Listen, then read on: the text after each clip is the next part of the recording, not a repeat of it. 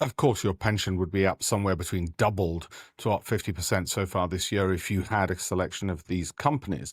But let's actually dive a little bit deeper into that and not treat the stock market like Vegas. Let's look at it in more serious educational ways. So far this year, these are the S&P 500 companies, the largest 500 American companies and their performances.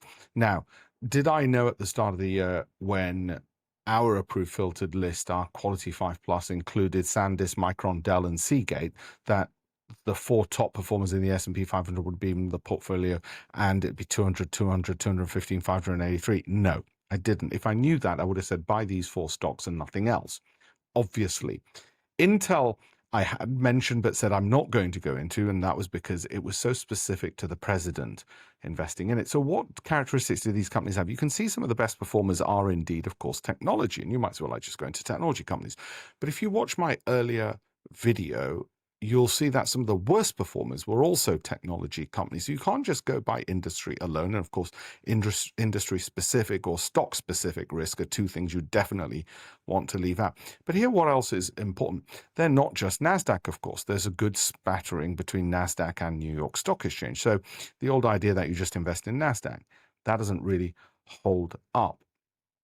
Other ones that I happen to own, Western Digital, Advanced Micro, as well, and Applied Materials. Now, and Lam Research for that matter. Now, does that give me too much specific risk to a particular sector or semiconductors?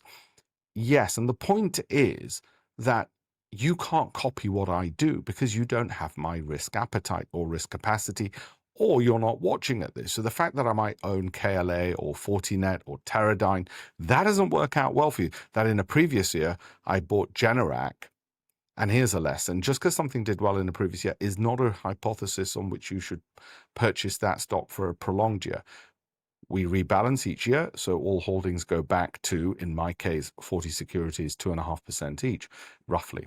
Now, that's an important point because what I've just told you is that I didn't know SanDisk, Micron, Dell, Seagate, Western Digital, Advanced Micro, Applied Materials would have these stonking great returns. If I did and I'd only invested in those, my investments would be up over 100%, probably close to 200% on average if I only did those. So how come, Alpesh, you had all of these other ones? And do these have something in common the others don't? Well, they do in that they're in semiconductors, but that is so specific and idiosyncratic to the current environment that it's not a risk I was willing to take, even if I could in foresight have seen that it's going to be purely AI that's going to drive things.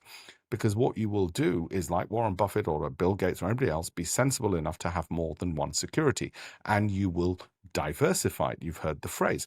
Now, concentration or lack of diversification is indeed good if you're very risk loving, if you are happy with your portfolio dropping 50% because of the level of concentration you've got. But generally, most people would say that is really not sensible. The other thing I want to get across to you is that it's not about the individual stocks, it's about the portfolio. So when I look at my whole portfolio and however much it's up, thanks to some of these, but dragged lower by some of the ones which didn't do as well as those, it's the portfolio I've got to look at for better or for worse. For worse in the sense that it's not up 583% like SanDisk, but for better because it's resilient against falls in SanDisk or Micron or Dell on a week-to-week basis. And there's another lesson I want to teach you in that I don't know which stocks are in the portfolio unless I actually look. I mean, I can remember one or two of them, but it's a bit like the generation game. I can't remember all 40. And in fact, I don't care. And I don't watch my portfolio every day, every week, because I know the management of Micron, Dell are taking care of it. It's their job to keep looking at it. And here's another important lesson. I could have done a lot better. That'll always be the case. There'll be some stocks which are down over the last 12 months or whatever we want to measure my portfolio across. And that doesn't matter because it's the portfolio level overall that I'm looking at. I'm not trying to get every single stock to be up. Neither is Warren Buffett. Neither are the biggest hedge fund managers in the world. If you look at what Jim Simons and Renaissance Technologies do, mathematics professor, D.E. Shaw, maths professor, Winton Capital, PhD, Cambridge University Mathematics, AHL, PhDs, Cambridge University Mathematics. There's a hypothesis that's tested, well understood is that the market is about probabilities. It's about what might be called hidden Markov chains. In other words, there are factors we're not aware of which are causing these rises. Now, here, a major factor that we are aware of is, of course, AI spend. But there'll be other factors we're not aware of. And that, together with the fact that the market can have extreme downside moves, is why you have 2.5% in a single security and not 100%, which some of you might say, well, that's bloody obvious. But when common sense can be backed up by mathematics, it really helps. So that's one element of it. You can see those.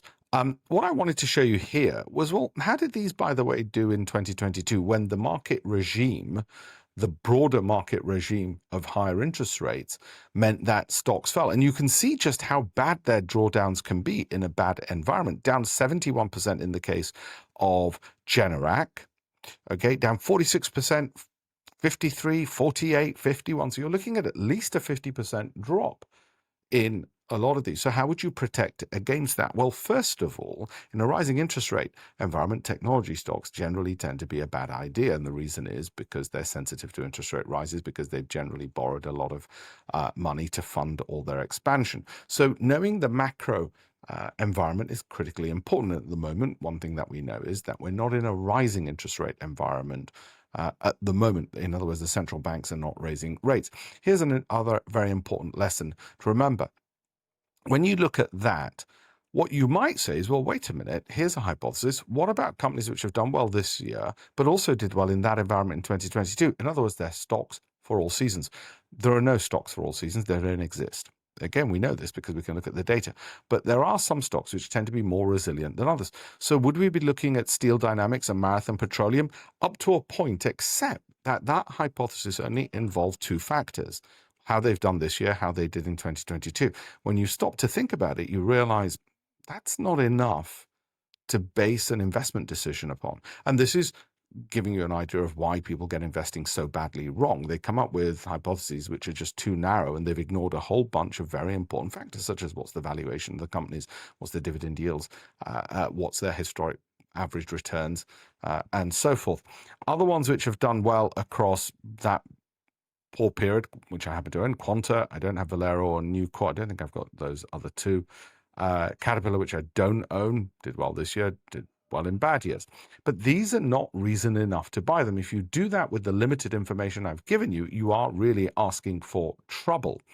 And what we try and do on the Great Investments Program is not just to show the data, because that'll just land you in a lot of trouble, give you false confidence, but actually understand and explain it so that we can then sift through even further and say, well, actually, out of this, the best ones are the undervalued, high growth, dividend yields, cash flow yielding, and ones which show good resilience in periods of rising interest rates. But should that regime change, here's how we're looking at ones which we might need to exit in the future, so that there's less involvement. You can let the engine run, and people are not trading. They're holding for 12 months, 24 months, maybe 36 months if we get a good run, but they're not going to leave it forever because regimes change.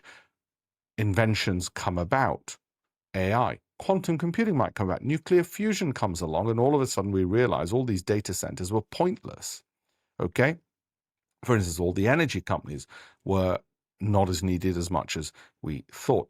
Now, that's what then makes a quality portfolio the type that my clients are happy with. That education and information that they get, because we don't give them financial advice. We give them the education, the information, the data. We look over it and we say, right, now you've learned how to do it. What you've done fits in with good investing practice. This is how the portfolios have done previously as well. Have a look at this. That way, they've learned and got the confidence themselves. If you'd like a tour of how we do things, have a look at alpeshpatel.com. Equally, the same URL if you'd like to download a free copy of one of my 18-odd investing books. But if you don't have the time for any of that, you'd just like to have a portfolio, an educational pension portfolio review for free, have a look at the same link as well. We're not going to manage your money. We don't want to manage your money. We don't want to buy and sell things for you. We're not a brokerage either. We want to educate and inform you, give you the data so you can learn how to do it the correct way. And in showing you that, we've created example sample model portfolios, which tick all the boxes. So we've said, here are the ingredients, here's the recipe, and here's what a good cake looks like if you're particularly wanting high growth. Here's one that looks like if you want low volatility, if you don't want these massive drawdowns which can happen. That's what it's about. What it's not about is what often happens. People see on the internet a few stock names which have done well recently, a bit of journalist comment, and they say, right, I'll go and buy those stocks. They must be good for the next 12 months. That's incredibly risky, incredibly reckless, and you're basically gambling with your pension instead of having a proper process. Okay, so if you don't know who I am, I'm Alpesh Patel.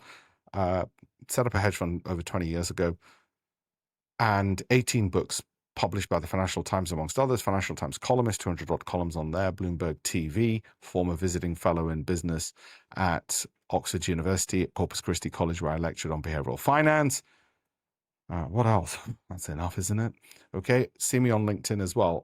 Just go to the URL I gave you earlier. Thank you very much.